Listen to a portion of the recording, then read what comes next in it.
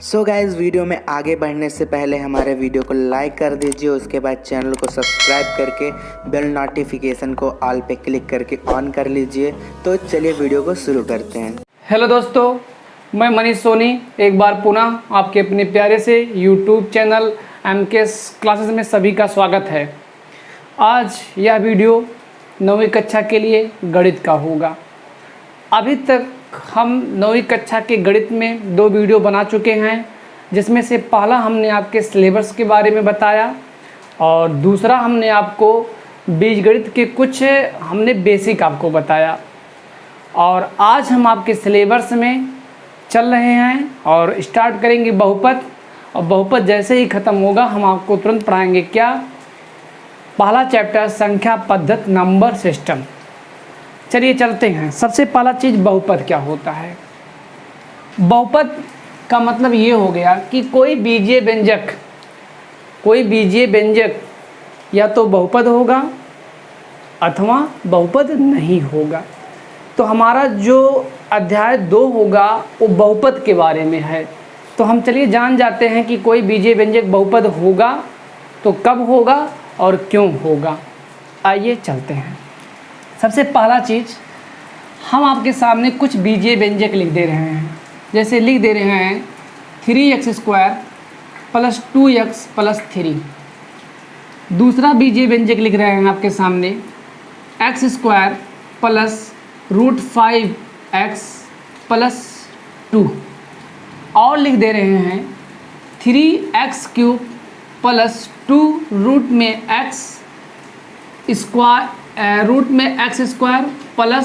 5। और लिख दे रहे हैं 3x + 1/5x⁴ + 2। और लिख दे रहे हैं क्या, 3x³ + 1/x² + 2। और इसके बाद में 3√x + 2। आपके सामने कुछ बीजीय व्यंजक लिखे गए हैं और उन्हीं बीजीय व्यंजक में हमें ये बताना है कि कौन बहुपद है और कौन बहुपद नहीं है। तो हम आपको बहुपद का पोस्टमार्टम ही कर देंगे। आप देखते हुए ही किसी बीजीय व्यंजक को बता सकते हैं कि वो बहुपद है कि नहीं है। एक चीज़ और आपसे बताना चाहता हूँ कि अभी ये 9वीं कक्षा के लिए मेरा स्टार्टिंग फेज चल रहा है। इसके पहले हम 10th के और 12th के वीडियो बना चुके हैं, जिसमें से हमारे 100+ वीडियो उसमें से तैयार हो चुके हैं। तो अगर आपके संपर्क में कोई 10th का बच्चा होगा, 12th का होगा, तो ज़रूर से बताइए हमारे चैनल के बारे में, ताकि उसे भी ऑनलाइन पढ़ाई करने का कुछ फ़ायदा मिल सके और हम भी अपने आप को समझें कि मुझे भी कुछ फ़ायदा हुआ, लोग मुझे देखे हैं। आइए चलते हैं। जैसे हमने आपको एग्जाम्पल्स पाला है 3x² + 2x + 3। अगर हम इसके बारे में पूछे कि बताओ ये बीजीय व्यंजक बहुपद है कि नहीं है, तो हमारा पहला उत्तर होगा कि ये बहुपद हमारा है। ठीक है ना। दूसरा हमारे पास एग्जाम्पल से ये, अगर कोई पूछे ये बहुपद है कि नहीं है, तो हमारा आंसर होगा कि ये बहुपद है। तीसरा एग्जाम्पल हमारे सामने जो कुछ भी है, अगर ये कोई पूछे बहुपद है कि नहीं है, तो हमने भी कहा बहुपद है। इसके बाद में अगर कोई पूछे ये बहुपद है कि नहीं है, तो हमने कहा ये बहुपद है। अगला कोई पूछेगा ये बहुपद है कि नहीं है, तो हम कहेंगे नहीं है। कोई ये पूछे कि बहुपद है कि नहीं है, तो हम कहेंगे नहीं है। तो हमने बहुपद, ये बहुपद होगा, ये भी बहुपद होगा, ये बहुपद होगा, ये बहुपद नहीं होगा, ये नहीं होगा, ये होगा। मतलब हमारे सामने जो कुछ भी बीजीय व्यंजक थे उसमें से 2 हमारे बहुपद नहीं हैं और जो भी बचते हैं वो बहुपद हैं। तो हमने तो बताया कि कौन बहुपद है और कौन नहीं है। अब इसका हम आपको देते हैं कारण क्या होता है। कोई बीजीय व्यंजक बहुपद है तो क्यों है और नहीं है तो क्यों है। सबसे पहला चीज हमें क्या देखना होता है, उस बीजीय व्यंजक का चर का घात। बीजीय व्यंजक के चर का घात, बीजीय व्यंजक के चर का घात चर का घात। चलिए, चर का घात हमारे सामने इस बीजीय व्यंजक में इस चर का घात 2 है, इस चर का घात 1 है, और ये तो आपके पास अचर पद है। इसमें भी 2 घात है, इसमें 1 घात है, इसमें 3 घात है, और इसका अगर आप वर्गमूल निकालेंगे तो कितना हो जाएगा। इस चीज़ को आप लिख सकते हैं 3x² + 2 √x² को करड़ी से आप फ्री कर सकते हैं x + 5। इसमें 2 घात, इसमें 1 घात, यहाँ से 4 घात 3 घात 3 घात। इस चीज़ को आप लिख सकते हैं क्या, ध्यान दीजिएगा, 3x³ + x⁻²। ऐसा क्यों हमने लिखा, क्योंकि हम लोग पढ़े हैं अगर कोई भी नंबर्स हो, उस नंबर्स के पावर m हो और ऊपर जाएगा तो ये कितना हो जाएगा, a⁻−m हो जाएगा।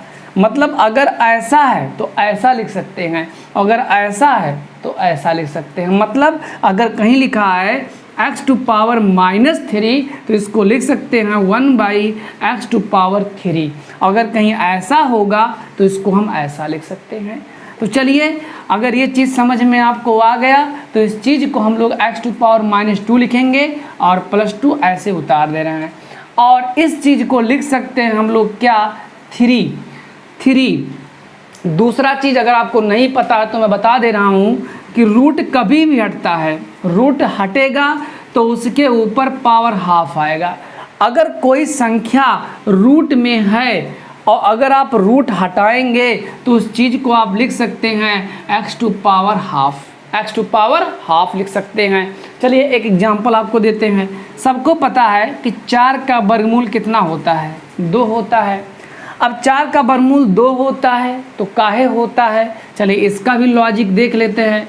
इसका जो लॉजिक है, 4 हमने कहा जब करड़ी हटेगा इसका मतलब वर्गमूल होता है, इसका मतलब वर्गमूल मतलब पावर हाफ होगा, तो 4 के पावर कितना होगा, 1/2 हो जाएगा, मतलब 4 टू पावर हाफ। अच्छा, 4 को हम लोग लिख सकते हैं क्या, 2 टू द पावर 4, 2 दूनी 4 भाई 4 को 2 द पावर 2 लिख सकते हैं ना, और होल टू पावर कितना है, होल टू पावर आपके पास है हाफ, है ना। तो जब पावर के ऊपर पावर होता है तो उस कंडीशन में पावरों का आपस में क्या होता है, गुना होता है, मतलब पावर के ऊपर पावर। तो इस चीज़ को लिख सकते हैं 2 और 2 हाफ। इसका ये मतलब है, इसका फार्मूला है a⁻m whole to power n, तो a के पावर mn हो जाएगा। इसी प्रकार से इसको हम लोग लिख सकते हैं 2 के power 2 whole to power half, इन पावरों का पावर में गुणा, 2 से 2 कैंसिल, 2 द पावर 1, और किसी भी नंबर्स के ऊपर अगर पावर 1 होगा तो उसका मान उतना ही होगा, अर्थात 2 ये होगा। तो इस प्रकार से हमने देखा 4 का वर्गमूल 2 होता है, और हमने करड़ी को हटा करके हाफ दिखाया और हमें तभी भी मिला 2। इससे सिद्ध होता है कि जब कभी भी करड़ी हटता है तो उसके ऊपर कितना पावर आता है, हाफ आता है, ठीक है ना। लेकिन अगर कहीं अगर ऐसा लिखा है तो वर्गमूल होगा, अगर ऐसा कहीं लिखा है तो घनमूल होगा। ये हटेगा तो इसके पावर हाफ आएगा, ये हटेगा तो इसके पावर 1/3 आएगा। अगर कहीं ये लिखा है तो उसके पावर 1 कितना आएगा, 4 आएगा, एंड etc। अगर n होगा तो इसके पावर कितना आएगा, 1/n आएगा। तो चलिए इतना थोड़ा सा हमने आपको बेसिक बताया। अच्छा, 3 रूट में x जब हटेगा मतलब रूट हटेगा तो x के पावर कितना आएगा, हाफ आएगा, और उसके बाद +2 को ऐसे हमने उतार दिया। तो चलिए अब थोड़ा सा हम विश्लेषण करते हैं कि ऐसा, बहुत तेज़ पानी बरस रहा है, बारिश तो बहुत तेज़ हो रही है भाई। चलिए हम आपको बता रहे थे कि इस चीज़ को अब हम इतना लिख सकते हैं 3x⁻½ + 2। तो यहाँ से क्या है कि x के पावर हाफ है। अच्छा एक चीज़ बताइए मुझे, पूर्ण संख्या क्या होता है, पूर्ण संख्या का मतलब होता है होल नंबर।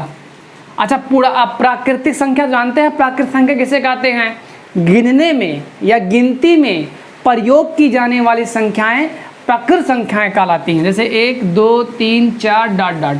अगर इसी में 0 को भी शामिल कर ले तो ये जो नंबर्स का ग्रुप होगा वही क्या कहलाएगा, आपका होल नंबर।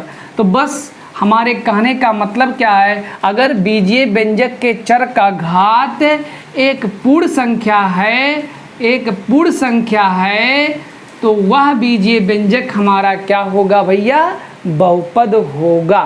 तो आइए 2 घात 1 घात, बताओ बीजीय व्यंजक में एक पूर्ण संख्या है कि नहीं है, एक भी पूर्ण संख्या है, 2 भी पूर्ण संख्या है, यहाँ पर 2 घात, यहाँ पर 1 घात, तो ये भी हमारा बीजीय व्यंजक बहुपद है। यहाँ पर 2 घात, यहाँ पर 1 घात, तो ये भी बीजीय व्यंजक है। यहाँ 4 घात, यहाँ 3 घात, तो यह भी बीजीय व्यंजक है। लेकिन यहाँ -2 आया है ना, ये तो एक ऋण पूर्णांक है जिसके फलस्वरूप ये बीजीय व्यंजक बहुपद नहीं है। इसके ऊपर एक परमेय संख्या आया है ना, x⁻½ मतलब एक पूर्ण संख्या नहीं है जिसके फलस्वरूप एक बहुपद नहीं है। हाँ, बस केवल और केवल हम चर के घात को ही देखते हैं। चलिए, कुछ लोग आपको फंसाने के लिए कुछ ऐसा दे देंगे, जैसा कि हमने आपको यहाँ बताया कि कुछ लोग कहते हैं भैया बहुपद का मतलब बहुधन पद, जिसमें बहुत सारे पद हो जाएं वही बहुपद है। जैसे मान लिया हमने लिख दिया 3x⁵ 2x⁴ x³ + 2x² plus root में x² + 5। कोई कहा दे बताओ ये बहुपद है ये। चलिए इस चीज़ को ऐसे कर दिए, ठीक है ना। कोई पूछे कि बहुपद है तो कहेंगे बहुधन पद, जिसमें बहुत पद होंगे वही बहुपद कहलाएगा। अब बताइए, इसमें बहुत पद तो हैं लेकिन ये बहुपद है नहीं है, क्योंकि इस बीजीय व्यंजक का कोई एक चर का घात अगर पूर्ण संख्या ना हो करके आपके पास ऋण पूर्णांक हो जाए या कोई परमेय संख्या हो जाए, अर्थात ऋणात्मक घात आए या भिन्नात्मक घात आए, तो उस दशा में वो पूरा बीजीय व्यंजक बहुपद नहीं होगा। अर्थात हमें केवल और केवल चर के घात को ही देखना है, हमें अचर को बिल्कुल नहीं देखना कि अचर हमारा कैसा है। अचर आपका चाहे जैसा हो, बस हमें केवल और केवल बीजीय व्यंजक को ही देखना है। हाँ, अगर यहीं √x² होता तो कुछ लोग फंसा देते हैं, तो फंसना नहीं, आप लोग करड़ी हटाइए।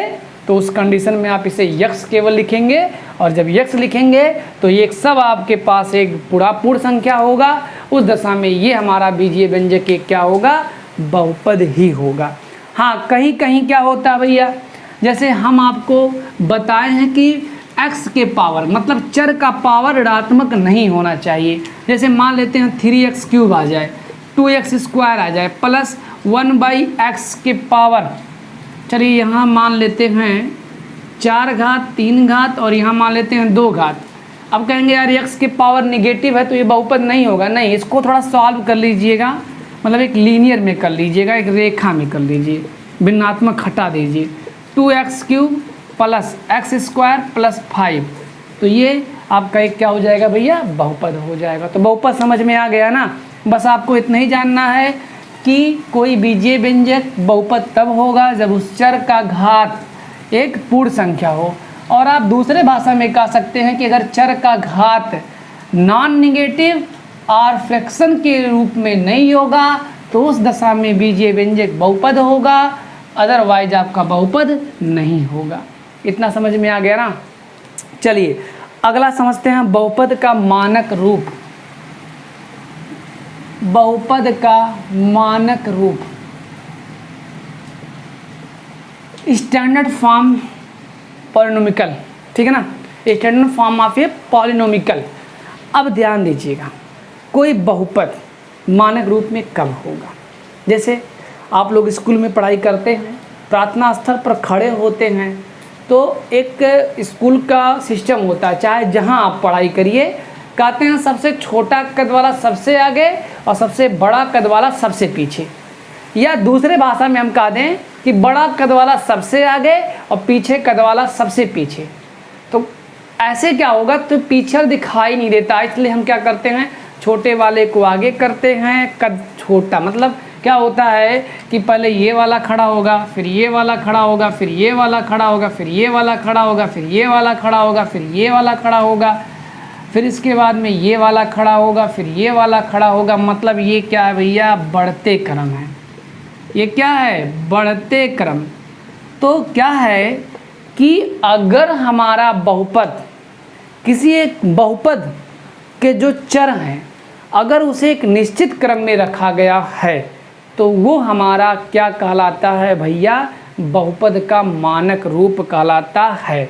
जैसे मान लेते हैं आपको दे दिया जाए एग्जाम्पल के रूप में 5x³ plus 2x⁴ plus 3x plus 2x² plus 2 कह दिया जाए, इस बहुपद का मानक रूप लिखो।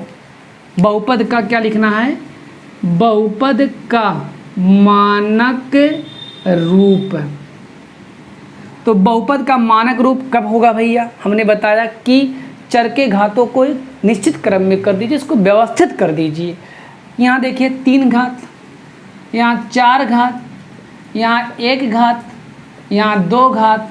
बताइए 3 4 1 2 कोई सीरीज बनता है क्या, नहीं बनता है, एक निश्चित क्रम नहीं है।